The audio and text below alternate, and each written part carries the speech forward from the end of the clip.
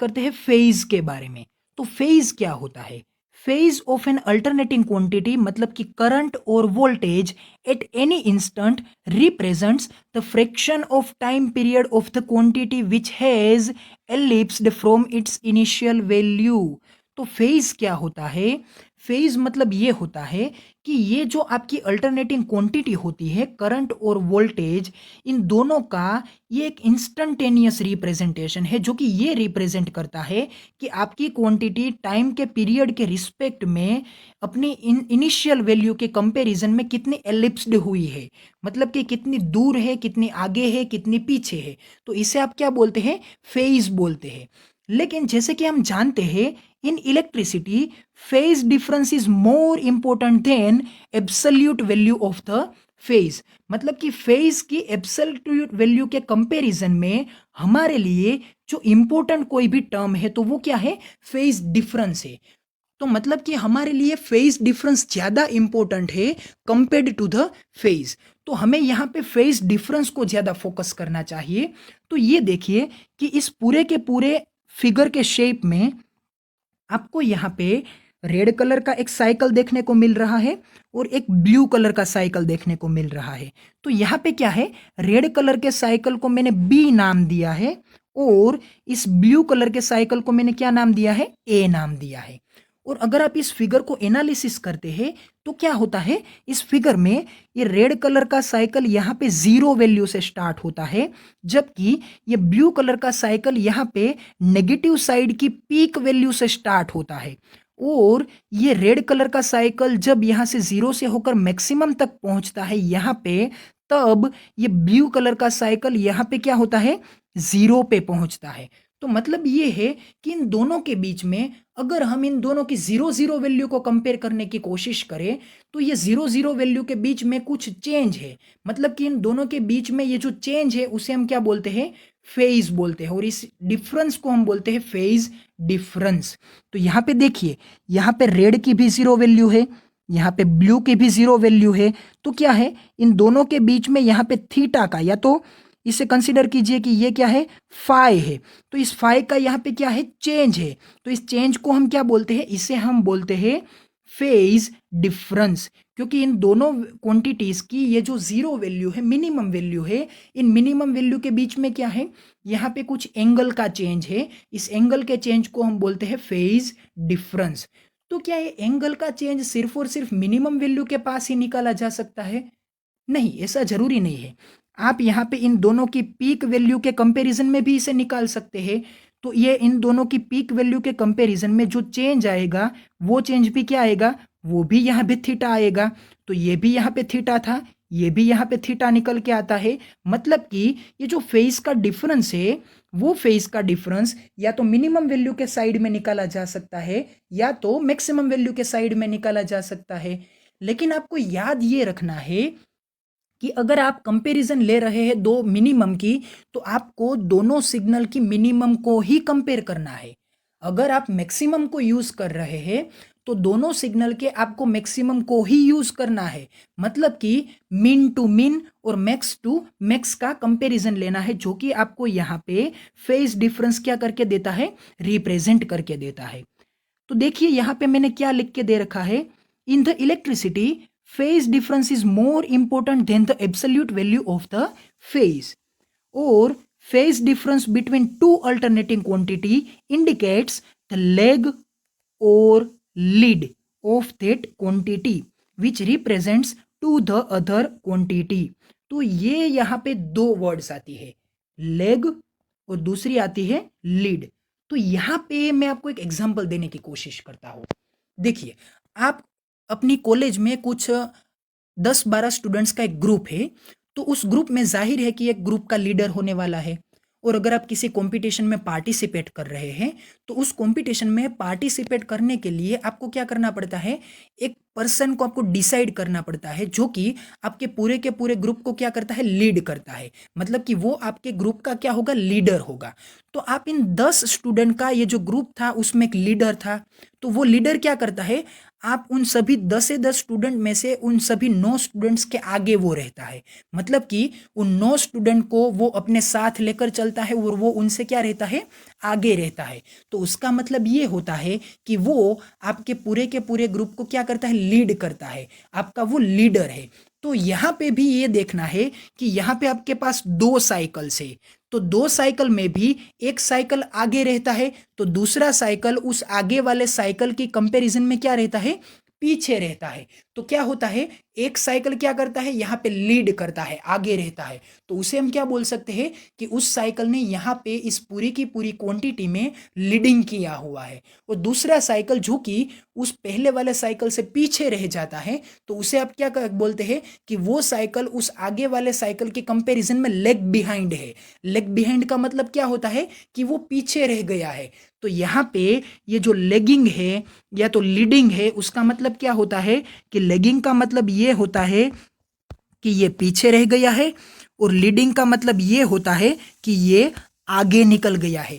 तो AC circuits में जब आप वोल्टेज और करंट्स की बात करते हैं, तो ये वोल्टेज और करंट इन जनरल केस में जब कैपेसिटर में से पास होते हैं या तो इंडक्टर में से पास होते हैं, तो इन जनरल केस में एक प्रॉपर्टी या तो आगे बढ़ जाती है और दूसरी प्रॉपर्टी क्या हो जाती है, पीछे रह जाती है। मतलब कि कैपेसिटर और इंडक्टर में जब आप एसी सर्किट्स को यूज करते हैं और एसी करंट्स को फ्लो करवाते हैं, एसी क्वांटिटीज को फ्लो करवाते हैं, तो वो क्वांटिटी में से या तो वोल्टेज आगे निकल जाता है और करंट पीछे रह जाता है, या तो दूसरे केस में ये होता है कि करंट आगे निकल जाता है और वोल्टेज पीछे रह जाता है। तो उसके कारण एक क्वांटिटी यहाँ पे लीडिंग करती है, दूसरी क्वांटिटी क्या करती है, लेग बिहाइंड होती है।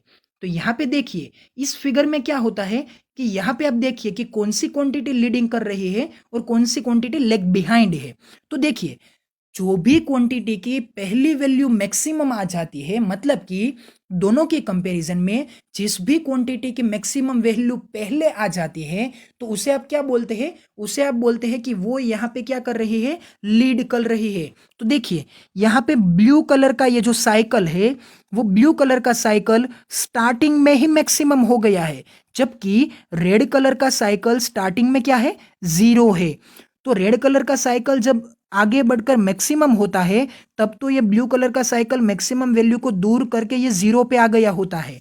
मतलब कि यहाँ पे ये जो ब्लू कलर का साइकिल है वो compared to the red colour के साइकिल को क्या है, लीडिंग कर रहा है, वो इसके आगे है, क्योंकि ब्लू कलर का साइकिल पहले ही मैक्सिमम हो गया है, जबकि अभी अभी उसी वैल्यू के पास ये रेड कलर का साइकिल मैक्सिमम नहीं हुआ था।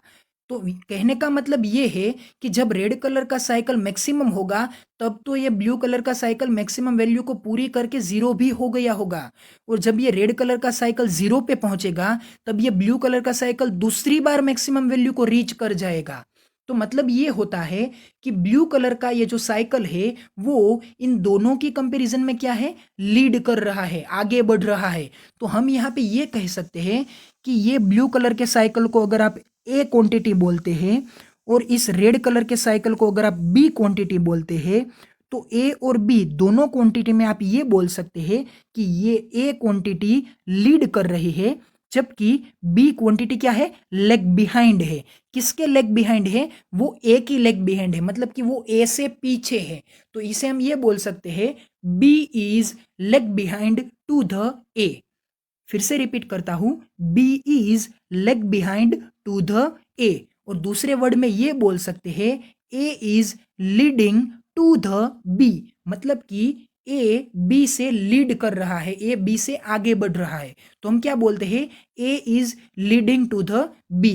तो जैसे कि हम कहाँ पे वोट के रिजल्ट्स में देखते हैं कि ये इतने लीड से आगे है, ये इतने लीड से आगे है। तो लीड से आगे होने का क्या मतलब होता है कि वो पर्सन कुछ इतने वोट से आगे बढ़ रहा है। तो आगे को हमने क्या बोला है, वहां पे भी हमने बोला है लीड बोला है। तो ये फेज डिफरेंस किस लिए फाइंड आउट होता है, हमें ये पता चल सके कि कौन सी क्वांटिटी आगे है और कौन सी क्वांटिटी पीछे है। तो ये जो इन दोनों के बीच का डिफरेंस होता है वो आता है फेज डिफरेंस, और डिफरेंस हमें ये बताता है कि उन दोनों में से या तो एक क्वांटिटी लीडिंग कर रही है और या तो एक क्वांटिटी क्या कर रही है, लेग बिहाइंड हो रही है। तो यहाँ पे अगर हम इस ए सिग्नल को, मतलब कि इस ब्लू कलर के वेक्टर का इक्वेशन लिखने की कोशिश करते हैं, तो वो क्या होगा, I A is equals to I not sine of omega T. और ये जो बी का इक्वेशन है वो क्या बन के आएगा, I B is equals to I not sine of omega T minus five. मतलब कि यहाँ पे ये जो ए का इक्वेशन है, उस ए के इक्वेशन में से आपको फाई को क्या करना पड़ेगा, रिड्यूस करना पड़ेगा, क्योंकि ये देखिए ये जो आपका ब्लू कलर का साइकिल है वो साइकिल यहाँ पे आगे है।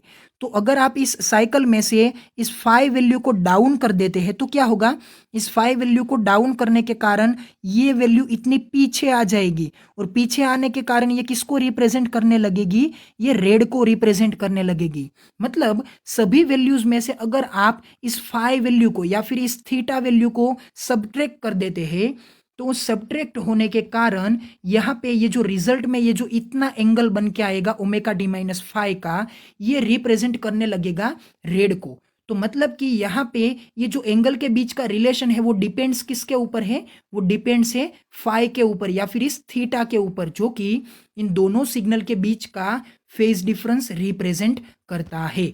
तो आई होप कि यहाँ पे ये जो इंपॉर्टेंट प्रॉपर्टी है फेज डिफरेंस की, और ये हमें क्या देती है, लीडिंग और लेगिंग की प्रॉपर्टी बताती है, तो ये आपको अच्छी तरह से समझ में आ गई होगी। क्योंकि हमें इस पूरे के पूरे लेक्चर में, इस पूरी की पूरी वीडियो की सीरीज में और एसी सर्किट के कोई भी डिस्कशंस में आपको लीडिंग और लेगिंग को अच्छी तरह से याद रखना है, समझना है। क्योंकि अगर आप अच्छी तरह से समझ जाएंगे तो ही आप कैपेसिटर और इंडक्टर को यूज करके जो बनने वाली एलआर सर्किट, एलसी सर्किट या तो आरसी सर्किट है, सभी सर्किट में आप उसके फेजर डायग्राम्स को ड्रॉ कर पाएंगे, वरना आप उनके फेजर डायग्राम्स को ड्रॉ नहीं कर पाएंगे। तो देखिए यहाँ पे क्या लिख के दे रखा है, a leading quantity is the quantity which gets maximum value और the zero value earlier compared to the other quantity. मतलब कि ये लीड करने वाली क्वांटिटी जो कि आगे रहती है हर बार, वो क्वांटिटी का मतलब क्या होता है कि वो मैक्सिमम वैल्यू या तो जीरो वैल्यू को पहले ही गेट कर लेती है, मतलब कि वो अर्लीयरली आगे आ जाती है। किसके कंपैरिजन में, तो कि अदर क्वांटिटी के कंपैरिजन में। तो मैंने आपको ये बताया था कि ये जो ब्लू कलर का ये जो साइकिल है, वो ब्लू कलर का साइकिल इस रेड कलर के साइकिल के कंपैरिजन में मैक्सिमम वैल्यू को क्या कर लेता है, अर्लीयरली रीच कर लेता है। कि ये यहाँ पे पहले ही मैक्सिमम से स्टार्ट हुआ है, जबकि ये रेड कलर का साइकिल स्टार्ट हुआ है जीरो से। तो इन दोनों को एक ही टाइम के इंस्टेंट में कंपेयर करते हैं तो रेड का इंस्टेंट आता है जीरो और ब्लू का इंस्टेंट आता है मैक्सिमम। तो इसकी वजह से यहाँ पे ये ब्लू क्वांटिटी क्या है, ये यहाँ पे लीड कर रही है। और लेगिंग की डेफिनेशन क्या हो जाएगी ये हम आगे देखेंगे, लेकिन यहाँ पे इस फिगर को देखिए। As shown in the figure, two alternating quantity A and B are having a phase difference, hence quantity A leads B by an angle phi। मतलब कि ये जो क्वांटिटी A है वो B की कंपैरिजन में क्या कर रही है, लीड कर रही है। कितने एंगल से लीड कर रही है, फाई के एंगल से। तो यहाँ पे मैंने फाई को क्या रिप्रेजेंट किया है, थीटा रिप्रेजेंट किया है। तो इतने एंगल से ये क्वांटिटी यहाँ पे क्या कर रही है, लीड कर रही है। तो ये ए क्वांटिटी बी की कंपैरिजन में लीड कर रही है। और यहाँ पे ये जो हमारे आगे के दो इक्वेशंस थे वो इक्वेशंस भी मैंने यहाँ पे आपको लिख के दे रखे हैं कि ये जो ब्लू कलर का ये वेव है इसका इक्वेशन क्या है, I A is equals to I not sine omega T और I B is equals to I not sine of omega T minus five. मतलब कि इस इक्वेशन में ओमेगा टी में से अगर आप इस फाई की वैल्यू को रिलीज कर देते हैं, इतनी वैल्यू को, तो ये क्या आ जाएगा, ये पूरा का पूरा शिफ्ट होकर इस रेड कलर के वेव को क्या करने लगेगा, रिप्रेजेंट करने लगेगा। तो ये है दो अलग अलग वेक्टर्स के बीच का फेज डिफरेंस का रिलेशन, जिसके कारण आप यहाँ पे दोनों वेव्स को एक दूसरे में ट्रांसफर कर सकते हैं, ट्रांसफॉर्मेशन ले सकते हैं। Here in this case, quantity A is leading compared to the quantity B because quantity A is started with maximum value at the negative side while quantity B is from the zero value. They have phase difference of theta. तो इसका phase difference कितना है, theta है, या फिर इसे आप angle phi बोलिए, थीटा बोलिए, कोई फर्क नहीं पड़ता है। एंगल फाई इसलिए मैंने आपको बोला था क्योंकि इस इक्वेशन में हमने क्या यूज किया था, फाई का यूज किया था, लेकिन फिगर में मैंने आपको रिप्रेजेंट करने के लिए यहाँ पे ये स्टेटमेंट दिया है कि ये एंगल कितना है, थीटा है। तो आई होप कि यहाँ पे आपको लीडिंग और लेगिंग यहाँ पे इस स्टेटमेंट के थ्रू समझ में आया होगा। और ये जो आपकी ये फिगर है, इस फिगर को भी समझने में आपको क्या रही होगी, आसानी रही होगी। So thank you so much for watching my videos. अगर आप इस पूरी की पूरी वीडियो लेक्चर की सीरीज़ को देखना चाहते हैं तो प्लीज़ आप मेरी चैनल को सब्सक्राइब कर लीजिए, और सब्सक्राइब करने के बाद आप इसे प्ले लिस्ट में इस पूरी की पूरी वीडियो लेक्चर की सीरीज़ को देख सकते हैं। और इस पूरी की पूरी वीडियो लेक्चर की सीरीज़ में मैंने एसी सर्किट में जो भी इम्पोर्टेंट टर्म्स है, जो भी इम्पोर्टेंट थियरीज है, उन सभी थियरीज के ऊपर इंडिविजुअल वीडियोस बना के रखे हैं। So thank you for watching my video. और अगर आपको कोई क्वेश्चन है इस वीडियोस के बारे में, इस कंसेप्ट्स के बारे में, तो आप मुझे इस कमेंट सेक्शन में लिख सकते हैं, मैं आपको वहीं से इसका आंसर दे दूंगा। और अगर आपको इस लेक्चर के लेक्चर नोट्स चाहिए तो आप इस वीडियो के डिस्क्रिप्शन में जाकर उस लिंक के ऊपर क्लिक कर सकते हैं, जहां से आपको इस लेक्चर की ये जो लेक्चर नोट है वो लेक्चर नोट आपको मिल जाएगी। Thank you.